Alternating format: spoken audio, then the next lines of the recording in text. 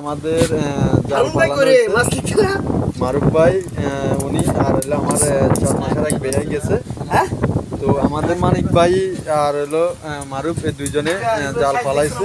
ফালানোর পরে অল্প কিছু কিন্তু আজকে যে মাছটা পাইছে, যে এগুলো পাইছে এগুলা এক তরকারি হয়ে যাবে আশা করি আমাদের 8 জনের।